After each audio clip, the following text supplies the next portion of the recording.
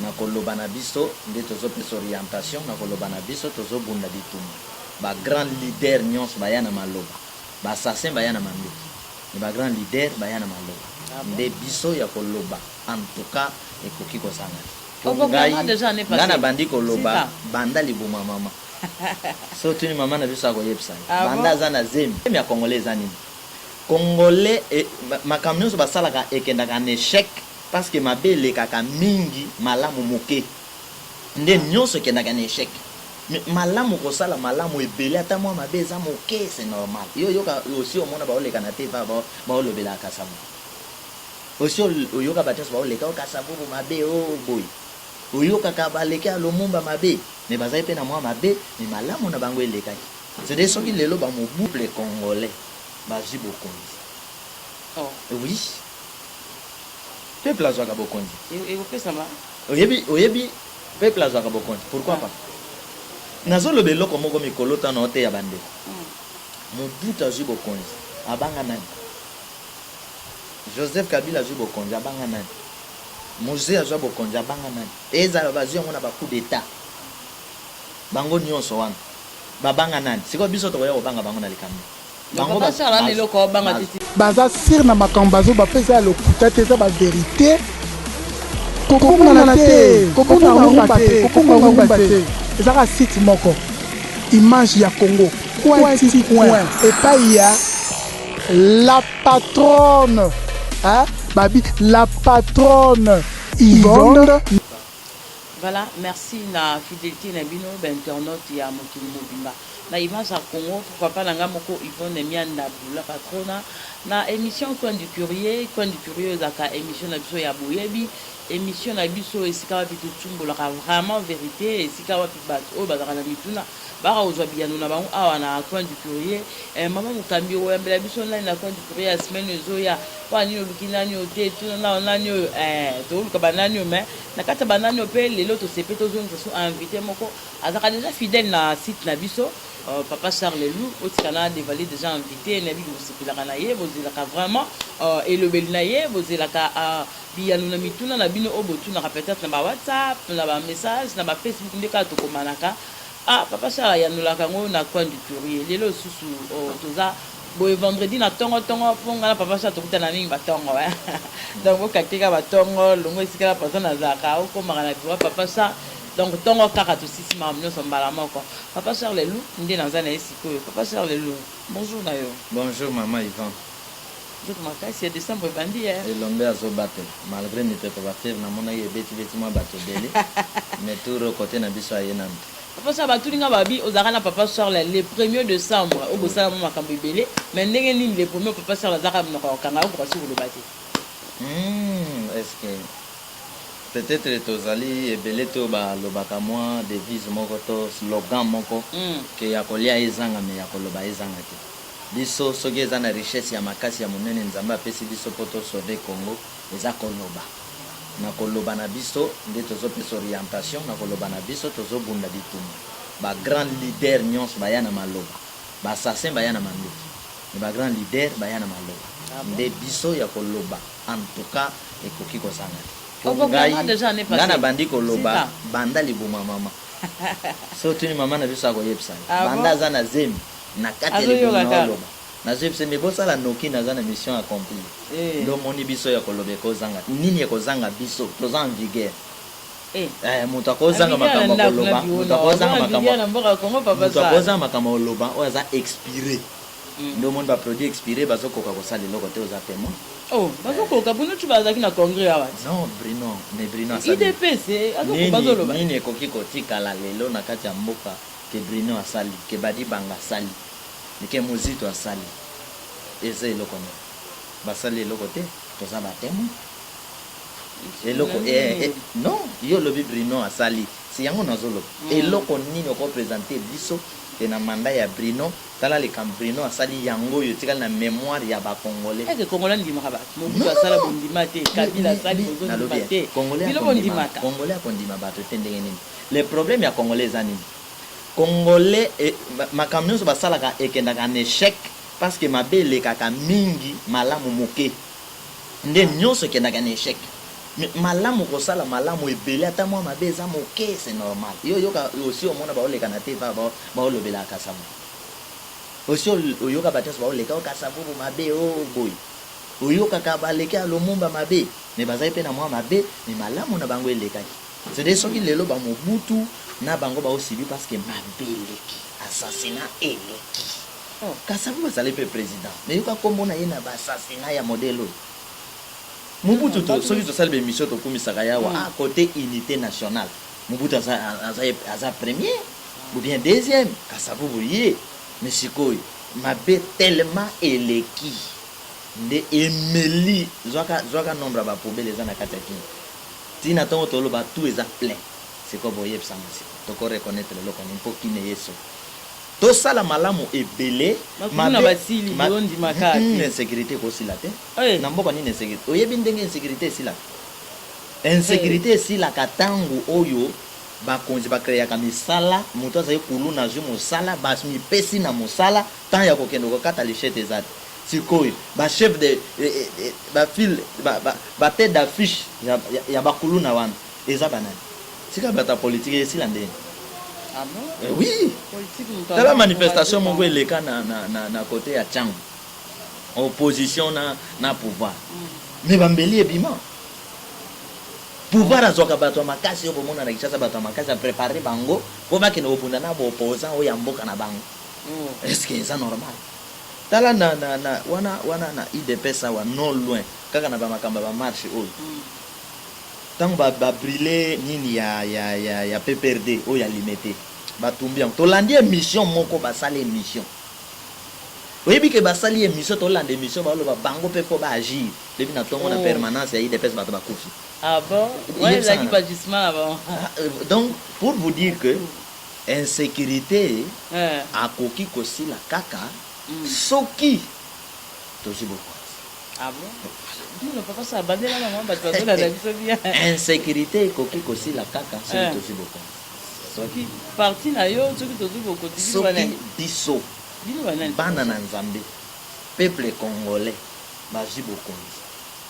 Oh oui peuple azwaka bokonzi et vous faites ça ma oyebi peuple azwaka bokonzi pourquoi pas nazoloba eloko moko mikolo tano te ya bande Mobutu azwi bokonzi abanga nani Joseph Kabila azwi bokonzi abanga nani Moïse azwa bokonzi abanga nani eza bazwi yango na ba coup d'état bango nyonso wana babanga nani siko biso tokoya kobanga bango na likambo bango bazwa bokonzi babanga te siko biso po tozwa bokonzi tobanga nani tolota ndenge nini bokozwela bokonzi yango parce que marche ya IDPS ezalaki le jeudi en tout cas tomoni oti na média ke ezalaki échec ozomona oui nakondimaka ezalaki échec parce que na Congo nazali oyo azoconfirme ke opposant na mboka Congo na nimito azate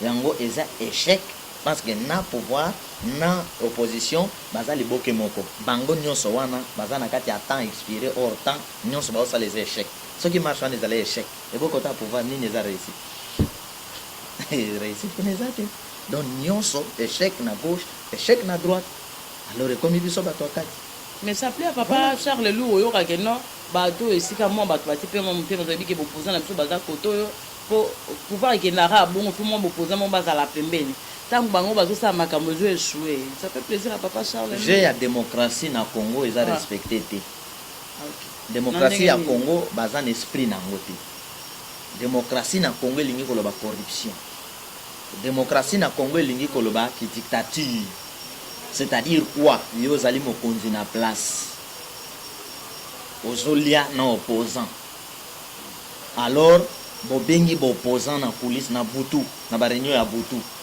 opposant za na enveloppe na ye ndenge ba député bazwa na moi moment ekomi ke élection boy opposant imagine toi toza na référendum so opposition boy non boko voter te toke élection papa bato bazwaka bazwi toke toya wana ba 2011 awa opposition s'est divisée ya briller bon moya bato pa bato ba yibaka élection bazwi to bonga miawa ke bon bokonjango esili selon la constitution to sala boy sen ko aye ko bima ye pe lisanga ba opposant azwaka pe aye ko bima o te bonzela bo sala trouble te biso tozokende na pape est-ce que makamba pape etali awa yeb sanga makamba mboko ya politique na pape égal combien nyonso ezalaki embriema mayele ya butu alors opposant bazoko embrier mboka soki peuple ye moko nakoyoka bonzambe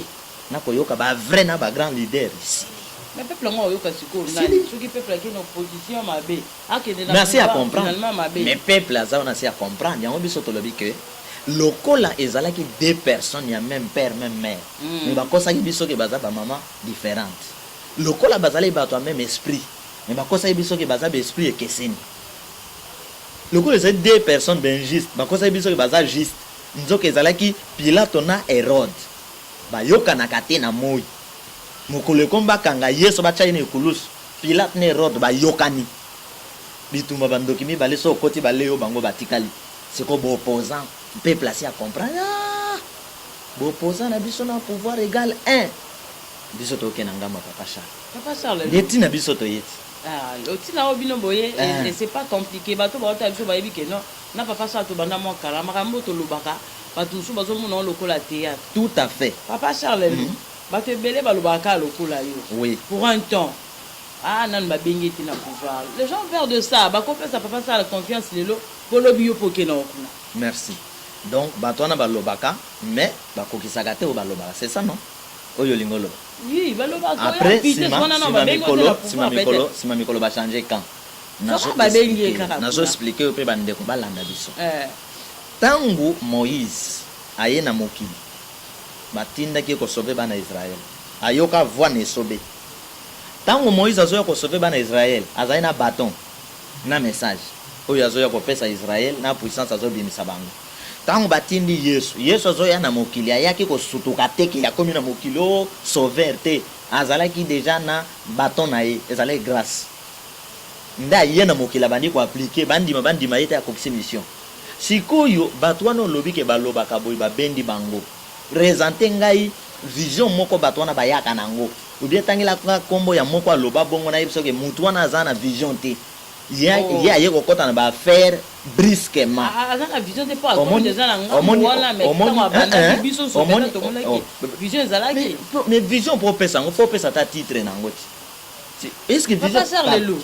titre ya vision passé yo kumisa yo de peste que meilleur ceux qui parti politique dans les années passées na tout ni Papa Charles akumisaka te a félicitaka esika malamu eza esika ya mabepe alobi akumisaka kokumisa te kopesa félicitation ya koloba tango mbutete nazali ke opposant oyo pe na loba na ba réserve physiquement alobi non ata bopesi combien na bomundu boke boyoka nto sala bo so aya changer na seconde non atikali bongo ti na suka zo bokondite dans ce sens c'est-à-dire atikali vraiment selon lolengene ya komona atikali bongo abeti TG ya caméléon de gauche à droite tout consort c'est-à-dire un opposant to boyete ka ko zo bokondite balita ka po ba zo bokondi mais être corrompu pour ne rien faire tino sala ki opposition wana ezate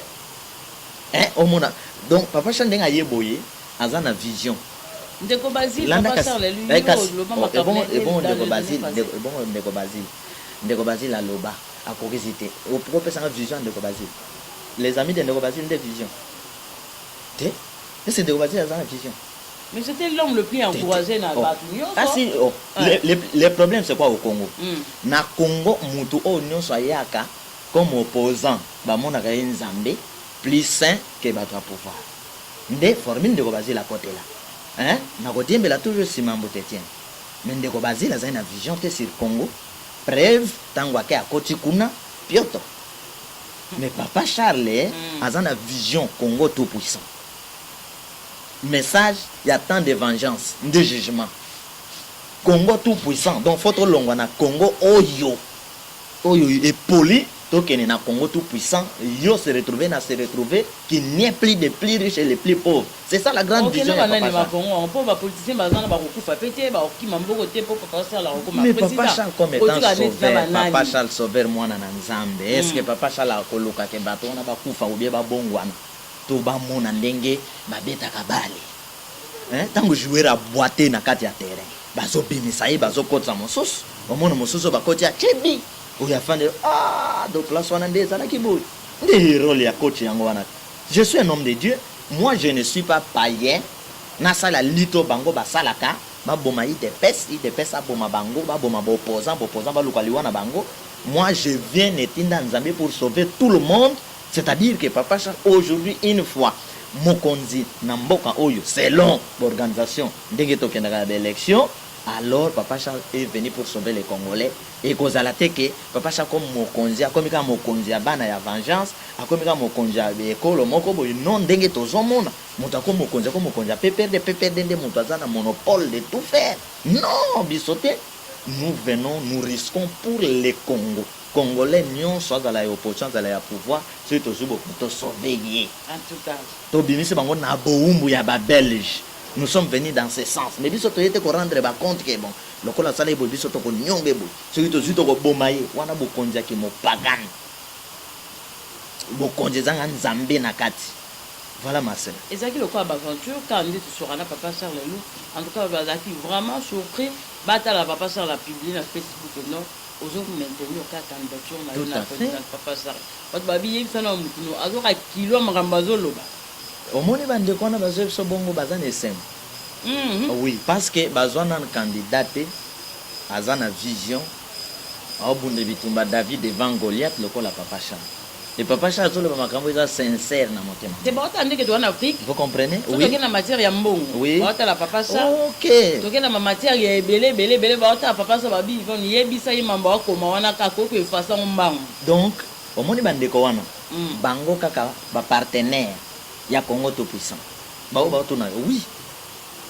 Omoni photo kota na lolenge oyo. Mama Yvonne. Joueur moko azalaka na Barcelone comme on Messi. J'ai appris que azali na problème na colonne. Équipe et comprendre que moi na mobile azana touche na makolo, mais azana handicap moko na nzoto. Équipe to chef équipe to président équipe azuye apesi na ba médecin ba traiter moi na mobile. Ba côté na Barcelone a Matisse Barcelone. Messi azalaki na touche la ballon, mais azali na mbongo te. Papa Charles a eu na message, na vision, na courage, na nyonso. Alors, mon solo, ezali cotisation. Il y a ba Congolais conscients, il y a ba Congolais sauvés, y compris na yo. Et déjà yo oyozo sal. Et ça déjà participation na yo. Et ça déjà mon solo na yo maman. Alors comment yo kole Nzambe aza juste akabola kama kabona moto na moto. Nzambe apesi mosusu azala avocat. Nzambe apesi mosusu azala médecin, Nzambe apesi yo likabo ozala journaliste, Nzambe apesi Papa Charles likabo ya ko guider ba Congolais abimisa bango na molili amema bango na Congo tout puissant na message ya temps de vengeance. Donc bandeko ba poser ba question wana, c'est à eux à s'organiser pour dire trop c'est trop cette fois-ci tokende na sauver. Ils ne sont pas convaincus na message na yo, pas convaincus que na mambozo sala ba yande. Non, ma sœur. Nazo yebsa yo eloko moko très important, très utile. Tango David a yé pour beta Goliath. Parce que jusque là bochana moto. Nazuka na MP.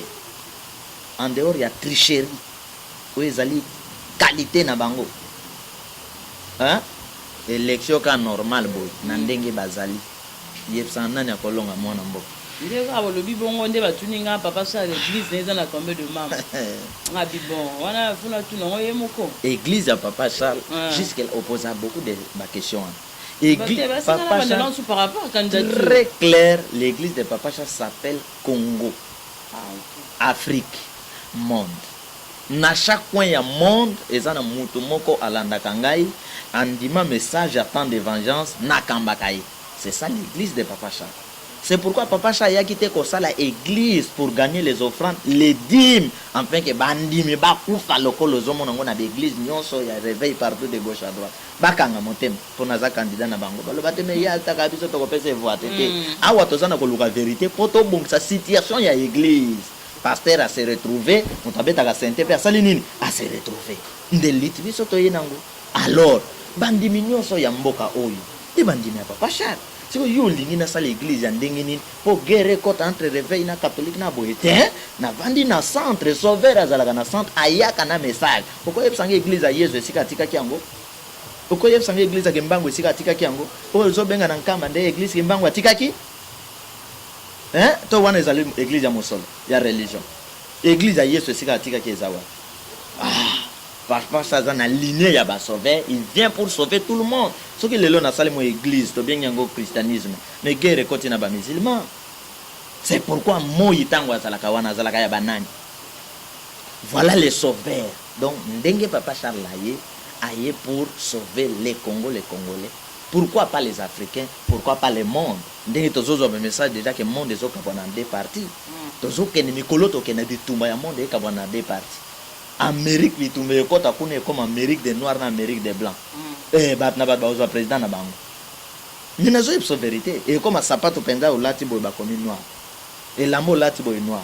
Noir ko ke luka na boutique ba noir. Lit ya matin liter, c'est quoi zo zongi la penza ki toko ndenge zana. Donc ma sœur bande ko bami tum samate. Ngana zana ngana message ya Nzambe netinda na lobi na risquer. Ceux qui ba boyi ko contribuer. Sinatiki bango. Lokola ba Congolais ba mesana via pasi ya minyoko ka kolela Nzambe sala mais soki Nzambe asali bakoyeba te mutango Nzambe atindi ngana sanye tali bango bakebi msalot na Sodome na Gomorrhe l'autre bima l'autre mona to sandima kenda c'est ba Congolais ba luka mutako bikisa bango wazala munene lokola fleuve Congo na molai etali bango mais Nzambe azoka biloko apamba pour sauver bon moya. Voilà. En tout cas on va se landa biso et puis partout na mituna. Bazo comprendre que Papa Charles a répondre bango mais Papa Charles va bien rappeler tout non Papa Charles est-ce que aux renseignements il y a condition aux singa pour la candidature na yo? Tout à fait. Mais aux singa ni na to non aussi to tinda kindeko na terrain pour azwa ba condition na nyoso ya nango peut to sana ko préparer dossier zana ndeko mo va benga ingalo bina préparer dossier tel je crois les loba document wana nyoso ko bima alors to zo luka to répondre na ba condition même si tu y dit que ba condition ba komi kocha ba to bazé ba bola lobby bazala ki pe elongi lokola biso lobby ba komi boté lelo ba lingite bato mosusu ba koma bato wana na Afrique ba komi kocha ba loi ya ba 800,000 na mutu ba tondisa na ba poche de combien de dollars? 800,000, je crois que ça là 700 ou 650 dollars. Mais c'est fait pour Papa Charles quand même. L'homme de tout puissant. C'est fait pour les Congolais. Oh. C'est fait, oui, c'est fait pour les Congolais. Mais wana ya ba député je crois. Et ngana na députation te. Ngana na trône. Awa makambo e poli eza trône. Biso kuna mama na trône. Et ngai koto ata bazio majorité nini ngana oke bunda bitumba banjoko kuna so ito longi koto nyonso to risque ezate na mamno so Papa Charles linga kuta oyo non musale on a risque na ngondi musale zanga risque zate mamoka risque kan ndenge longo ndenge ka longo ipeno komia risque ezate na nzela risque ezaliti combien de gens bakuta na accident na swana ka pena na politique te makuta na accident faute ya mutuka frein boyi akuta nango to bitumba molimo musala nyonso eza na risque siko biso tozali ba oyo tondima beta masasi mais biso to continuer mission nde biso baka ne kulus mais troisième jour photo sec nde biso langage ya Papa Charles les ani ntango kende makamno nyonso wana pe ligue échec aux en langage ni en tout cas na mona na noté na envoyé de Dieu as échec na ko échoué pona nini mamokami. Oui, yebsanga musala nzambo yebi azo échec. Papa Charles. Oyebi échec, oyebi ndenge na omona makambo. Bino bozana omona ngo bongo te. Yozo luka échec bato tala awa renaissance ya pasteur et pour la chaque jour. Bato babenga ka échec, ce qui va se monter nzamba kangi na boloko. Nde babenga échec. O Joseph azali na boloko, c'est qu'on a souka. vaut mieux la fin d'une chose que son commencement. T'as l'échec yango ezana bata pouvoir. Bazwa ba gagner d'élection na fraude na tricherie. Ba piquer ba boy kolongwa. Tant ya kolongwe koki ba boy ba okoka pe ko salela kote. Nde échec. Échec. Oh ngala longo na 20 ans na président c'est bien échec na 20 ans na députation. Nde konanga. Tala. Oyebi mwana mobali moko azali makasi koleka comme on Saddam Hussein. Mais na suka na Congo te. Na kota Irak. Mais na suka bima pamba la pamba. C'est-à-dire que biloko ya bato nyonso nazotala ndeko moko atindi na video moko na sepeli soso basoso mwana moko ya mokebo elokola bamen na lipa na ye na kati ya nini oyi basoso edike wana ya poto wana bamonika lipa bango mpe baza na nzala basoso baolanda mwana kolela milolo ebi milolo eza na ekongo kelelo babandolanda mwana azolela zokikibu namoni nasuka bakomante soki osimbi biloko ya peuple ndenge peuple bakolandaka yo.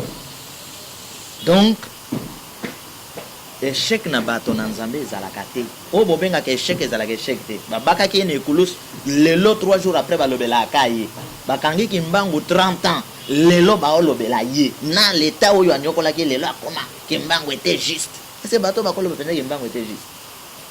Donc échec eza oyo bino bomonaka te hein. Donc oui le bail renaissance te natikango te na loba ki karapo wana pesa équipe à Mosela nzambe ba yo pula. Non, nous avons un problème. Je suis clair hein. Na lingaka papa nanga wana chef ya renaissance. Il a contribué na vie na biso na religion na mate ya réveil. Wana nga na frère Patrice. Soit ya te biso vraiment yoki kondima emati. Maintenant lit nanga na évêque Pascal Mukune Keseni. Évêque Pascal Mukuna zali évêque na religion ya christianisme na réveil chef ya ensemble ya Asika. Papa Charles azali sauveur ya grand message tant de vengeance na pasoli nzela ba pasteur bakoti donc naza na niveau wana te ya cause échec wana. C'est parce que tout nenga soki na yebi mosali ya nzambe moko azwa échec. Mais tant papa Charles alobela tant papa Charles alobela basala nzambe za bango te naza na loba na dimension ya ba sauveur. Solo bina basala nzambe seki na kene na dimension ba Moïse ba Kimbangu donc ba sauveur bato bayaka kokufa pona ekolo konyoko mapona ekolo o comprendre hein? Est-ce que vous comprenez bato bayaka te hein akumo banga président ye évêque mais obanga président le bité évêque mokona na le niveau d'évêque umuna muto za pasteur grand pasteur o kwisa bat na banga gouverneur de la ville et vous en nzambe te ba miché basala eloko wana te de niveau biso tozaleli so na yoka kotuninga ke me bakembango niveau biso tozaleli papa Charles marche pamba rali bana to mona te c'est parmi maramo peut to ko mona ndeki kimbango adindaki na si chaque chose a son temps nani ayebso ke mboka ka po ebika for match combien de matchs to sali na mboko sito wana ba marche to sali na batum so to bito sala akasi ba marche à grâce te c'est auto que n'attend toi na message attend de vengeance. Est-ce que yebi que seul candidat est-ce que yebi que seul candidat basana obange sanga mina na ngone tinani o papa sa ko tala ba yima kasi yango na tu na yo net na yebse bandeko ya majorité vérité ezake na majorité bazana candidat bazaka na nzambe na bango moko Joseph candidat ka ye wana basala na never nyonso ba bonsa constitution pona ye donc jouer la réserve à Zate bon jouer à Zouaka choc ce qui a vu choc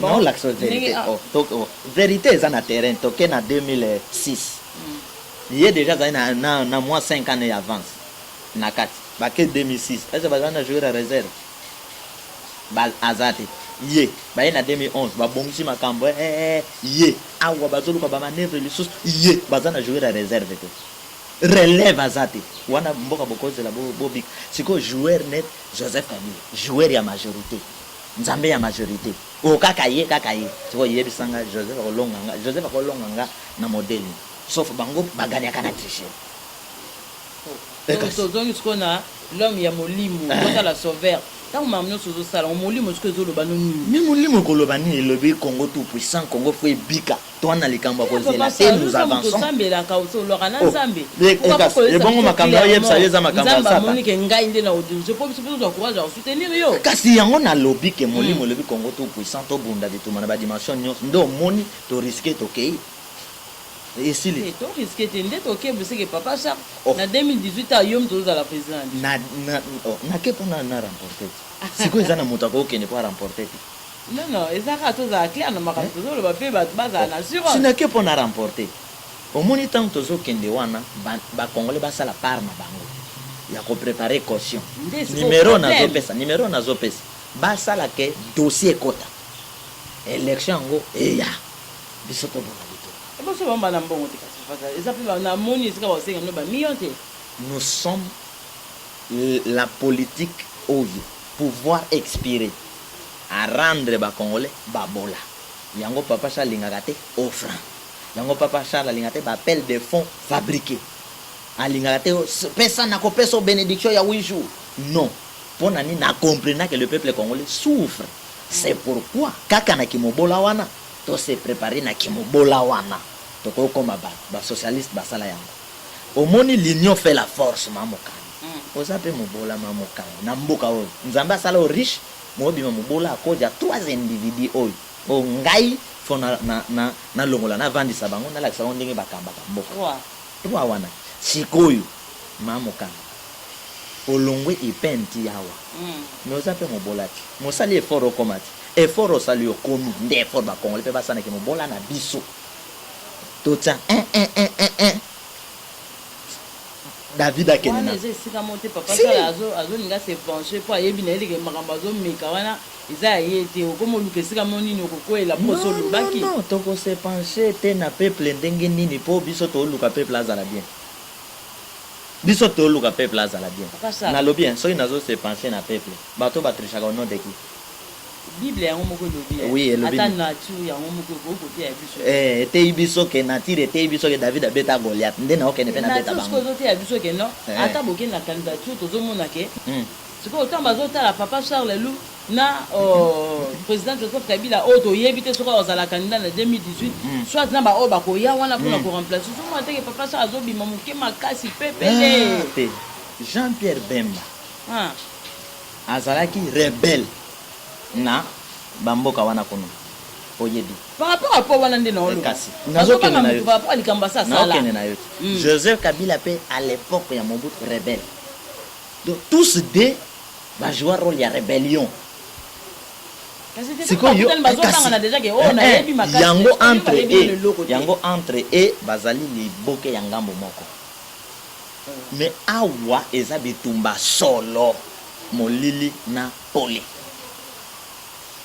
bitumeleki makasi yango papa na mboka nini osomona makambo yo zo besala ni bitumeleki makasi yango mama kasi yango to mito yeba pe ba ko ça peut être un exemple moko bi que non peut-être na Brazzaville ici sala maboni yo zo ba Brazzaville aza mwana awa Brazzaville aza na guide spirituel o ba ko landa po bazwa lumière eza awa pays Afrique ba ko zwa lumière ezo bima donc ba liboso mambusa mi ko banda mais faut ebandawa tant de vengeance et bandi awa tant de vengeance et bandi awa nous sommes le pays oyo prophétie d'un prophète et permettant ba politicien bazwa courage pour que tous indépendance c'est kimbango ba yebi bon Zambé dans zela kimbango alors aujourd'hui un homme de Dieu se présente pour écraser Moulili afin d'introduire une lumière où est l'éternel. Bah, Congolais va se retrouver. Où est le problème? Non, mon problème. Alors, les hommes de Dieu, tout, il faut. Papa Charles, oui.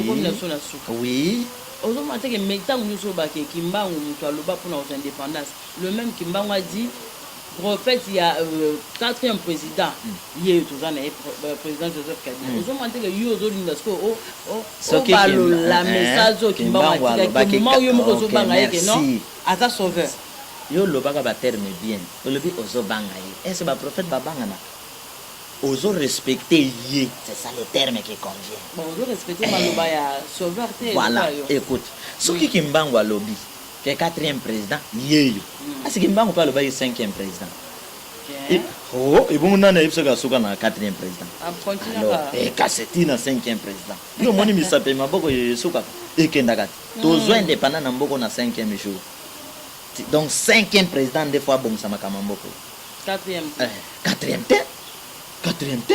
Na yipso makam 4e. Na yipso makam 4e pouvoir de memeli biso. Memeli biso bo kabwani. Te ezaki net ko na prophétie oyo. Kenin ke toko kabwani. Sauveur moko ayela biso to comme ko na doute ya koyoka pe makambo sauveur yo pozoloba. Soki ezaki 4e président ekozala mabe. Et bon on a lobby hein. Kimbango tango lobi 4e président koya. Ayeba ike na nzela ba élection. Akozala jeune yem to ko. Et kasi na nzela ba élection. Siko élection asi akangai makambo na ye. Mission 4e président sili. C'est mutuel ici, mais là. Parce que Nzambe a lobby. Il y a profession Nzambe ce qui a lobby, makamone ko s'accomplit d'une manière scientifique, politique ou spirituelle. Alors, selon les élections, selon la politique, pour avoir selon la politique de la démocratie, pour avoir un président, il faut les élections. Nous avons fait les élections pour la première fois, l'élection triquée, deuxième fois, l'élection trichée. Alors, mandat et lobby que au kende na 3e té. Nye, professeur Gimban et Kangi, mais na 5e président. Mwana na Nzambe. Oyo mutu mota nosa. Bana na Nzambe. To bonde lankolo. Zo message moko boye. Bato baleki leka ba sauveur ebele bele batikela biso komba papa Charles te batikela biso eloko moko moko te ya vengeance kaka boyebu papa Charles. Nani ayebaki mbangu na mokili lelo banioki mbangu bata politique bakoma nkamba mikolo nyonso nani ayebaki mbangu bato bakondana ye bata politique bato bapesi yesu pasi bato ya politique ma sœur likambo yo même les hommes de Dieu donc bana nzambe tous les hommes de Dieu et ba congolais bakomi na suku tango bakomona nga balandi baozana nga d'accord. Merci beaucoup papa Charles Lou pour tout simplement temps mingité et de comme l'habitude déjà na suka na papa Charles. On la patronne au 4e émission BT et puis surtout on dit que c'est un peu mélo awa photo tout en assist mbala na coin du courrier plutôt azo bouleverser ba donner papa Charles Lou batango bazolanda aussi koyo balobi oza na ba risque belé ya kobebisa mbongo na yo avec les 7 ans na okosombela amen voiture ozo tambola papa mon même talobi nanga bongo ayebi na komba men abi ebela mbongo nana obebisa kosumbela nga men voiture atambola nango abi papa sala na 5 minutes na sepeli bolingwa mboka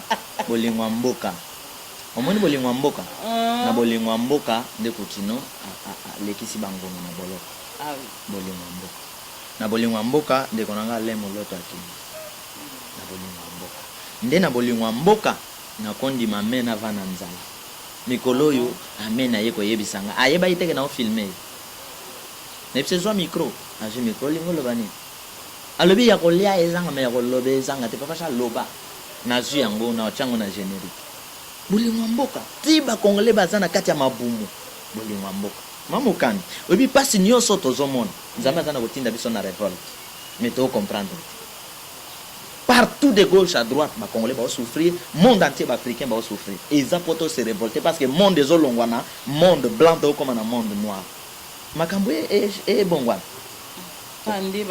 mais je vous dis makambo ezotala makambo ezana okenda ko changer yo bibon soki ekomi ko swa mingelinge le bani linge toboka elinge toboka bato nyonso au monde ba ko kamba biso les sociétés en tout cas merci beaucoup papa Sili to kota na phase mosusu pour na entretien vraiment ya lelo papa Charles a insisté que non candidature na ye azo maintenir yango aza toujours candidat na présidentielle ya 2018 ndenge calendrier c'est contribuer pour que to déposer dossier na biso tozala vraiment wana po toyeba évolution kozala ndenge nini et puis quelles sont les conditions oyo kosenga na papa Charles Lou pour a déposer candidature na yenga et kosala nga plaisir nde balobaka o tokomisa mutu na suka tokomisa papa Charles na suka yebisa bandeko ba contribuer mama franchement comme ça papa Charles na suka parce que l'homme de tout puissant quand ndenga lobi bongo grand frère na nga na Paris ozoye ba mamna loba to comme ça vraiment papa Charles na suka to ye baba condition ezani ni to za pe moi ebele to tata 1 euro comme ça papa Charles a kende pe ko tika candidature to kende na yo yo tika a kende moko mboka ngo yanga moko to kende ko tika papa Charles et puis to tala nanu est-ce que molimo ko singa banani ba ko voter papa Charles mamokami pour ça l'émission bien est-ce que Mende assez a bien on a téléphone pour ça une émission c'est-à-dire Mende a mis classé à niveau ya peuple mais papa Charles mokonzi yo okosala émission. Ça reste à vérifier, hein. Il faut total on a vu comme ça papa Charles Nasuka tokoye baba pasteur musuku tilo bamba biso soutien bana bakoma na moi MP akoma moi libumu donc bazuna se bachanga ngala meto okuta na mbalasima papa Charles Lelu bazotala na image ya Congo et puis so batali yo ate batala yo na ainsi dit l'esprit eza na mariage entre image ya Congo ainsi dit l'esprit émission lekia wa l'équipe kuna na pesi peuple congolais conscient mbote koleka bapanza sango oyo ke na kati ya bato na nzambe moko andimi abunda bitumba na Goliath akoisa Goliath pour un Congo tout puissant. C'est ça les grands soucis à Papa Charles, afin que bana na biso tango bakoya bamona biso bazoba te ke tala batata na biso babunda te batika biso bazoba na mboko to continuer ko souffrir. Alors Papa Charles andimi abunda bitumba bandeko na 00243 89 83 77 536 tinda contribution na yo dossier na biso ekota soki dossier ekotite c'est-à-dire ba congolais baboy ko cha mbongo nzamba apesi nga vision na message apesi biso 100 francs to cha soki baboy to tiki bango soki batiki bango bo wumbo e continue mais je suis sûr soki to komi kuna to zo bouleverser ba bongo. Merci beaucoup Papa Charles Lelu na pesi merci bien na Flori Photo Mobali ya Marie-Jeanne Momong na Londres. Merci na grand frère nanga confrère na à Paris. Bien que je garde encore le nom, Yaya, ici qu'on a eu Mutema. Merci na grande zoko, Aza fidèle toujours na image ya Congo. Merci na Bandekono Sobalandi Biso. Merci na Ange Ngolu, grand frère nanga déjà Libanda. Donc merci na yo. Merci na Batuno Sobalon de ma soutenir Papa Charles Lelu. Oh, quand même félicitations à Bino Bobengaka. Baza sir na makambazo ba pesa le kutate ça ba vérité. Kokoma na te, kokoma ngomba te. Ezaka site moko image ya Congo point et pas il y a la patronne hein babi la patronne Yvonne